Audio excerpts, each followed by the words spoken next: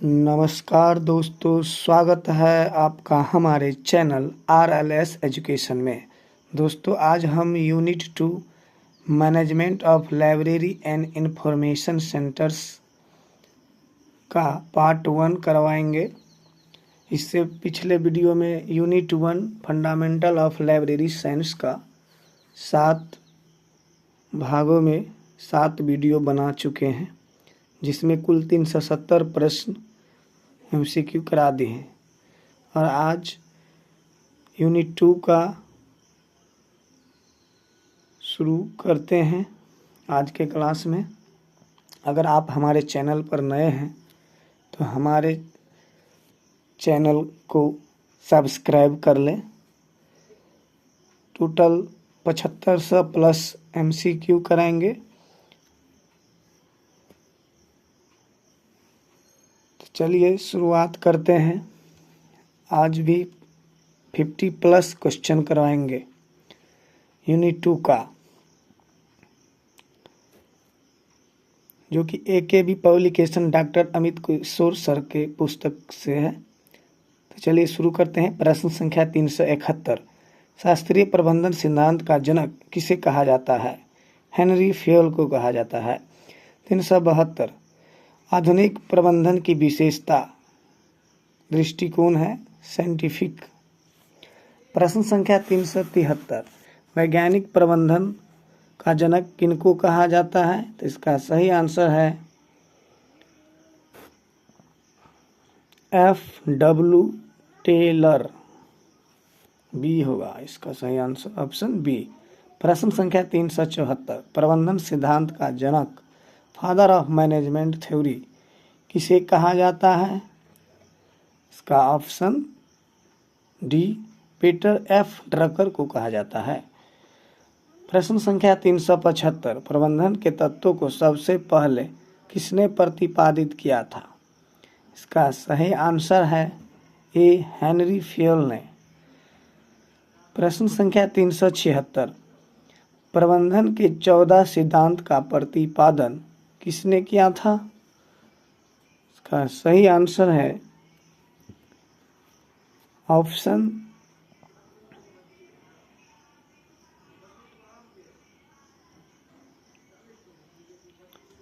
इसका सही आंसर है ऑप्शन ए, हेनरी फेयल। प्रश्न संख्या 377। हेनरी फेयल के 14 सिद्धांतों में से कौन सा एस्प्रिट डी कार्प का पर्याय है? इसका सही आंसर है union is strength, option C. प्रश्न संख्या 378। लूथर गुलिक किस संस्थान के निदेशक थे? इसका सही आंसर है B, American National Institute of Public Administration. प्रश्न संख्या 379। पोस्ट कॉर्प सिद्धांत के प्रतिपादक कौन थे? इसका सही आंसर होगा ऑप्शन पोस्ट कॉर्प सिद्धांत के प्रतिपादक थे, ऑप्शन डी होगा लूथर गुलिक एंड एल ओरविक। प्रश्न संख्या 380।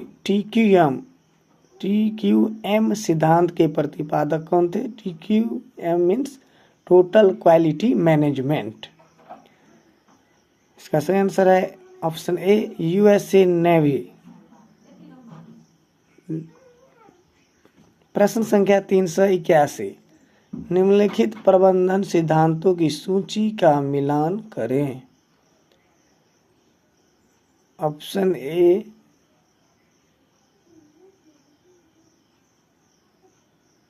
ऑप्शन बी में है प्रिंसिपल ऑफ मैनेजमेंट, सी में है management by objective, option D में है हायरार्की ऑफ नीड्स और ERG थ्योरी,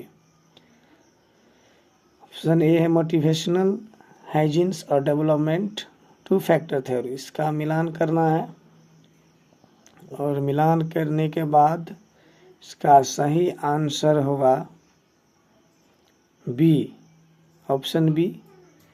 ए का 1, बी का 2, सी का 3, डी का 4 सामने सामने है। प्रश्न संख्या 382, प्रबंधन के थ्योरी एक्स और थ्योरी वाई का प्रतिपादन किसने किया था? सही आंसर है ऑप्शन ए डी मैग्रीगोर। प्रश्न संख्या 383, motivation, hygiene and two factor theory का प्रतिपादन किसने किया था? ऑप्शन है बी, आंसर ऑप्शन बी है एफ हर्ट्जबर्ग ने। प्रश्न संख्या 384, प्रबंधन सिद्धांत का सामाजिक संबंध, सोशल रिलेशन किसने प्रतिपादित किया था? ऑप्शन सी होगा एल्टन मायो ने। प्रश्न संख्या 385, आत्मनिर्णय सिद्धांत का प्रतिपादन किसने किया था? इसका सही आंसर है option D Edward Deci and Richard Ryan ने। प्रश्न संख्या 386, आवश्यकताओं के पदानुक्रम सिद्धांत का प्रतिपादन किसने किया? इसका सही आंसर है ऑप्शन डी ए मैस्लो। प्रश्न संख्या 387, पोस्टकॉर्ड में सीओ शब्द किस संक्षिप्त रूप है? किसका संक्षिप्त रूप है? तो सीओ मीन्स कोऑर्डिनेटिंग,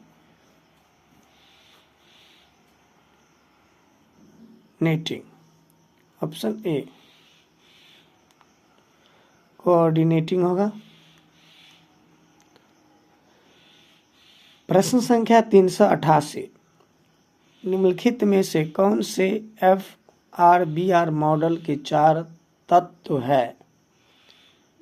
इसका सही आंसर है option B, work, expression, manifestation, item.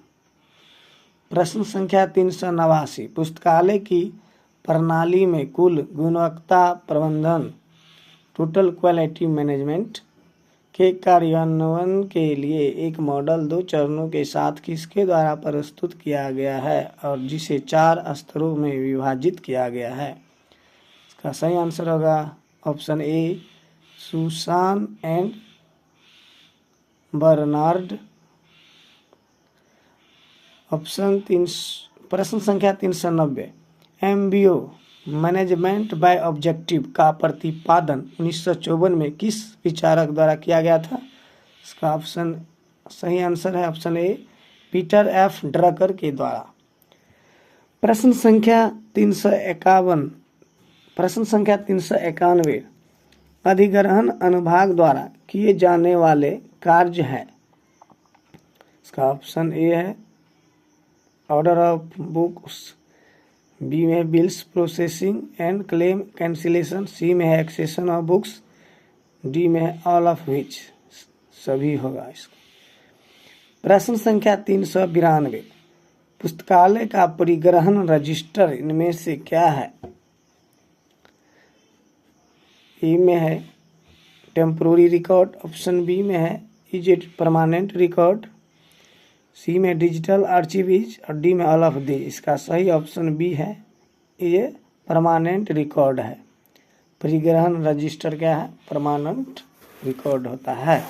प्रश्न संख्या 393, पुस्तकालय संग्रह को परिग्रहण रजिस्टर में किस क्रम में दर्ज किया जाता है? इसका सही आंसर है दोस्तों, अगर आप हमारे चैनल पर नए हैं तो हमारे चैनल को सब्सक्राइब कर ले और वीडियो को लाइक कर दे। जो भी लाइब्रेरी साइंस की तैयारी करता है उसे ज़रूर शेयर कर दे। इसका ऑप्शन ए होगा the order in which it is received in the library. प्रश्न संख्या 394, परिग्रहण रजिस्टर का मानक आकार क्या होता है? इसका सही आंसर है ए 16x13। प्रश्न संख्या 395, परिग्रहण रजिस्टर में स्तंभों कॉलम की मानक संख्या GFR 2015 के अनुसार क्या है? कॉलम का मानक जो है GFR 2015 के अनुसार ऑप्शन बी 15। प्रश्न संख्या 396, निम्नलिखित में से कौन सा कार्य तकनीकी विभाग का है? इसका सही आंसर होगा ऑल ऑफ दिस, सभी होगा। Classification, cataloguing, processing, all of this. प्रश्न संख्या 397, निम्नलिखित में से कौन सा कार्य सर्कुलेशन सेक्शन द्वारा किया जाता है? इसका ऑप्शन ए है एक्सचेंज ऑफ बुक्स, बी है रिजर्वेशन ऑफ बुक्स, सी है पेनल्टी या लेट फी कलेक्शन, और डी में है ऑल ऑफ द एबव, सभी होगा। प्रश्न संख्या 398, किस अनुभाग को पुस्तकालय का हृदय कहा जाता है? Option A reference section, B magazine section, C circulation section, D technical section. तो ये होगा रेफरेंस सेक्शन को पुस्तकालय का हृदय कहा जाता है। प्रश्न संख्या 399, पुस्तकालय समिति में पुस्तकालय अध्यक्ष की क्या भूमिका क्या होती है? तो इसका सही आंसर है सी डायरेक्टर। प्रश्न संख्या 400, पुस्तकालय में पुस्तक उधार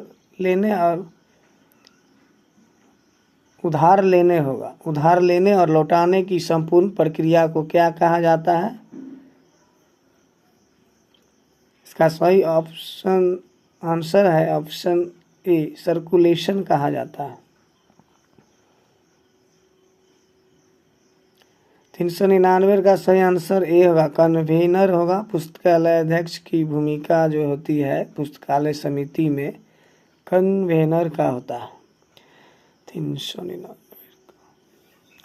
प्रश्न संख्या 401, न्यूयॉर्क चार्जिंग सिस्टम 1900 में न्यू जर्सी राज्य के किस पुस्तकालय में विकसित किया गया था? इसका सही आंसर होगा न्यूयॉर्क पब्लिक लाइब्रेरी। प्रश्न संख्या 402, न्यूयॉर्क परिसंचरण विधि कितने पत्रक यानी कार्ड विधि है? इसका सही आंसर है ऑप्शन बी 2 कार्ड सिस्टम। प्रश्न संख्या 403, न्यूयॉर्क चार्जिंग सिस्टम में बुक पॉकेट का आकार क्या है? इसका सही आंसर है ऑप्शन ए 5x3। प्रश्न संख्या 404, न्यूयॉर्क चार्जिंग सिस्टम में डेट स्लिप का आकार क्या है?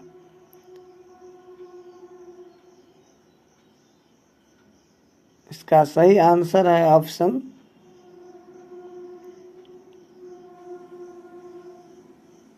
ए ही होगा 5x3। प्रश्न संख्या 405, न्यूयॉर्क चार्जिंग सिस्टम में बुक कार्ड का आकार क्या होता है? इसका सही आंसर है option B 4x2, book card 4x2 होता है। प्रश्न संख्या 406, निम्नलिखित में से कौन न्यूयॉर्क चार्जिंग सिस्टम के तत्वों में शामिल नहीं है? इसका सही आंसर है option D class index card. प्रश्न संख्या 407, ब्राउन चार्जिंग सिस्टम 1895 में बोस्टन लाइब्रेरी की लाइब्रेरियन खाली स्थान द्वारा विकसित किया गया था। इसका सही आंसर है ऑप्शन ए नीना ब्राउन के द्वारा। प्रश्न संख्या 408, ब्राउन चार्जिंग सिस्टम में बुक पॉकेट का आकार क्या है? 5x3 और सेंटीमीटर में 12.7x7.6 सेंटीमीटर होगा। दोनों ऑप्शन एग्जाम में आ सकता है, दोनों याद करना होगा। प्रश्न संख्या 409, ब्राउन चार्जिंग सिस्टम में डेट स्लिप का आकार क्या होता है? इसका सही आंसर है ऑप्शन ए 5x3। प्रश्न संख्या 410, ब्राउन चार्जिंग सिस्टम में बुक कार्ड का आकार क्या होता है? 4x2 होगा और सेंटीमीटर में 10.2x5 सेंटीमीटर होगा। प्रश्न संख्या 411, निम्नलिखित में से कौन सा ब्राउन चार्जिंग सिस्टम के तत्वों में शामिल नहीं है? इसका सही आंसर है ऑप्शन डी, कार्डेक्स। प्रश्न संख्या 412, RFID शब्द का पूरा अर्थ है? इसका सही आंसर है ऑप्शन ए, रेडियो फ्रीक्वेंसी आइडेंटिफिकेशन। RFID का full form radio frequency identification होगा। प्रश्न संख्या 413, RFID का उपयोग लाइब्रेरी के किस कार्य या विभाग में किया जाता है? तो इसका सही आंसर है ऑप्शन ए, सर्कुलेशन। प्रश्न संख्या 414, पत्रिकाओं के प्रबंधन के लिए 3 पत्रक प्रणाली 3 कार्ड सिस्टम का विकास किसके द्वारा किया गया था? Doctor SR. रंगनाथन जी के द्वारा किया। प्रश्न संख्या 415, 3 कार्ड सिस्टम के लिए 3 कार्ड क्या है? इसमें होगा ऑप्शन ए में है रजिस्टर कार्ड, बी में है चेक कार्ड और तीसरा क्या होगा? तीसरा में होगा, इसका सही आंसर है ऑप्शन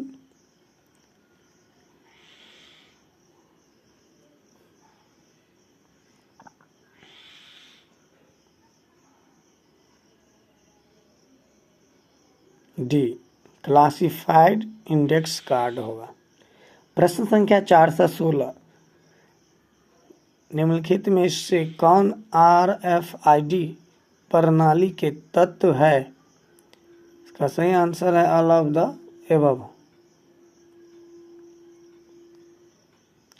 प्रश्न संख्या 417, पुस्तकालय संग्रह सत्यापन के लिए उपयोग की जाने वाली विधियां क्या है? इसका सही आंसर है option D, all of the above.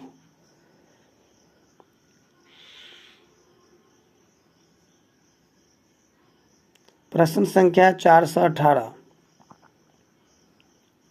निम्नलिखित में से कौन सा स्टॉक वेरिफिकेशन का सबसे सटीक और वास्तविक तरीका माना जाता है? Option A, by accession register के द्वारा स्टॉक वेरिफिकेशन किया जाता है। बाय सेल्फ लिस्ट होगा। सही आंसर सी। प्रश्न संख्या 419, पुस्तकालय सामग्री और पुस्तकें जो अब उपयोग योग्य नहीं है उन्हें संग्रह से हटा दिया जाता है। इस प्रक्रिया को वीडिंग आउट कहा जाता है। जो पुस्तक खराब हो जाता है उसको बाहर कर दिया जाता है वीडिंग आउट के द्वारा। प्रश्न संख्या 420, वह अभिलेख रिकॉर्ड जो पुस्तकालय की शेल्फ पर रखी पुस्तकों की स्थिति को दर्शाएगा उसे सेल्फ लिस्ट कहा जाता है। ऑप्शन ए होगा। प्रश्न संख्या 421, पुस्तक बाइंडिंग की प्रक्रिया 2 भागों में विभक्त होती है। पहला है फॉरवर्डिंग और दूसरा क्या होगा? फिनिशिंग। प्रश्न संख्या 422, पुस्तक बाइंडिंग के प्रकार है। पहला है option leather binding, hard cover, textile binding. सभी होगा। इसका सही आंसर है option D, all of the above. प्रश्न संख्या 423, मोरक्को बाइंडिंग में किसका उपयोग किया जाता था? इसका सही आंसर है ए, लेदर का उपयोग किया जाता था। प्रश्न संख्या 422, पुस्तक बाइंडिंग के प्रकार है। हो गया है। मोरक्को बाइंडिंग में किस चमड़े का उपयोग किया जाता था? तो गोट लेदर। प्रश्न संख्या 425, बाइंडिंग के लिए सबसे उपयुक्त चमड़ा कौन सा माना जाता है? तो शीप स्किन, भेड़ का चमड़ा। प्रश्न संख्या 426, बाइंडिंग के लिए सबसे मजबूत चमड़ा कौन सा माना जाता है? इसका सही answer option A, pig leather. उपयुक्त होगा शीप का स्किन और मजबूती के लिए होगा पिग स्किन।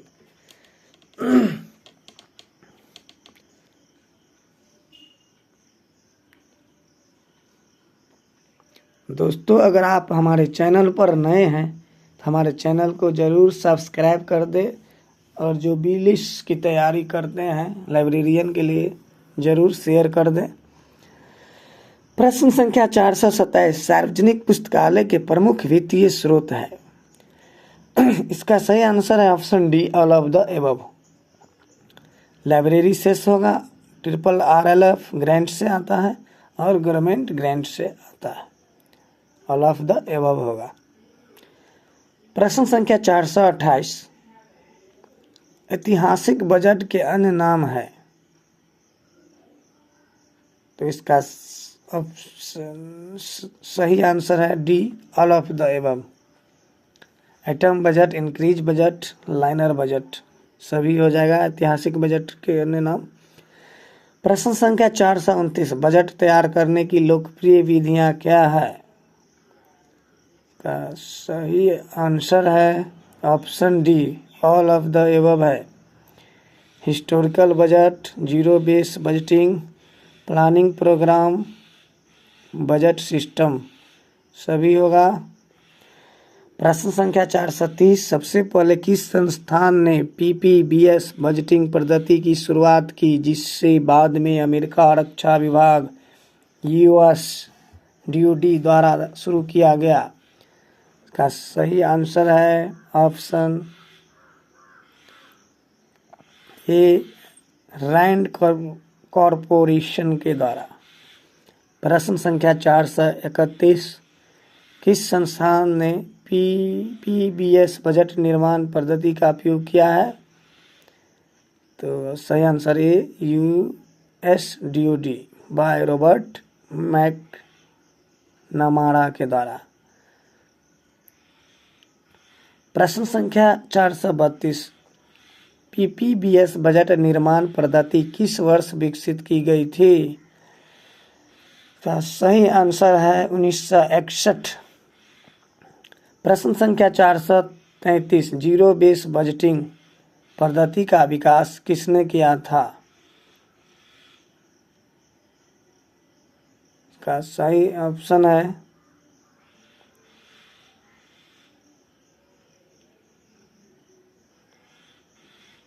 प्रश्न संख्या 434 जीरो बेस बजटिंग पद्धति 1970 में विकसित हुआ। और प्रश्न संख्या 435 PERT प्रबंधन तकनीक किस वर्ष विकसित की गई थी। तो इसका सही आंसर ऑप्शन है 1958 में। दोस्तों, आज हमने यूनिट 2 का